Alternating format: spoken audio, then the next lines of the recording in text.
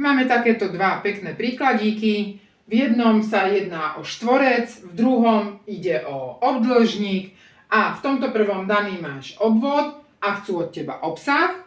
A v tomto máš daný obsah, aj stranu obdĺžnika jednu a chcú od teba obvod a tú druhú stranu vypočítať.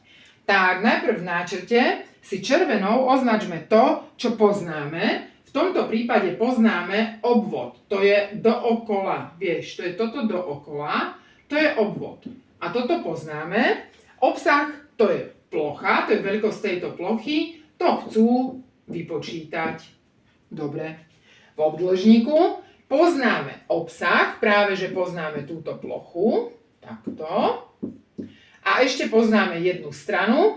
Neviem, či tá 7 je dlhšia alebo kratšia. To teraz ešte v tomto momente neviem. No tak ja si dám, že toto je tá A, túto poznám. Druhá strana, tá je B, to je zelené. A taktiež ešte aj obvod dookola, takto, dookola. Toto je tiež zelené, to mám vypočítať.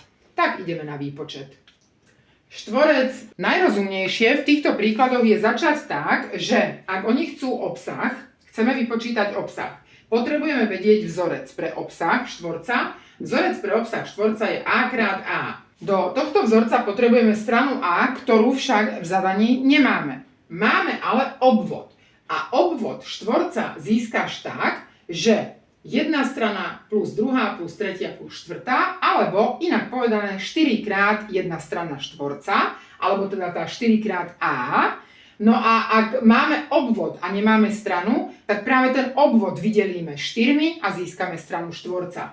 Takže 25,6 delené 4 sa rovná, 25 delené 4 to sa rovná 6, 1 sa nám zvýšila, 16 delené 4 sa rovná 4, ale sme tam prekračovali desatinnú čiarku. Čiže A sa rovná 6,4 decimetra. No a teraz už jednoduchým dosadením zistíš, že 6,4 krát 6,4 sa rovná. Vypočítaš a máš 40,96 decimetrov štvorcových. To je obsah štvorca.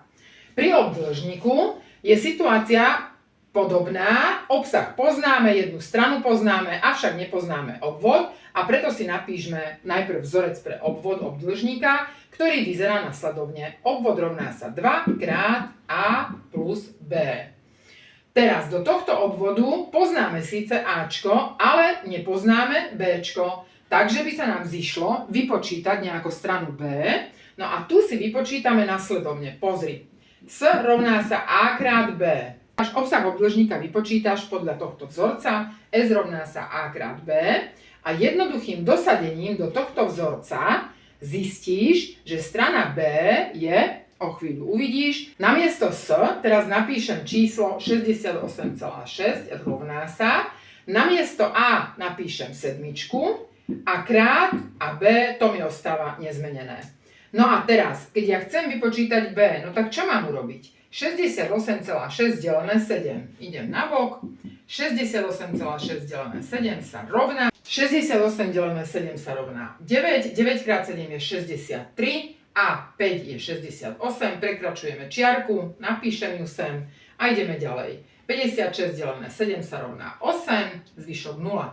Takže zistujem, že B sa rovná 9,8 cm.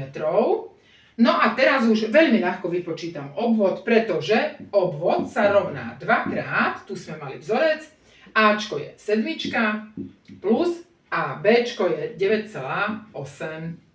Vidíš? Takže teraz nám to nezodpovedá, ten náčrt nemáme teraz akoby správne, no ale to sme nemohli vedieť na začiatku, takže je to v pohode, vedie to len náčrt. No a dopočítajme teda obvod, O sa rovná 2 krát, 7 plus 9,8 to je 16,8.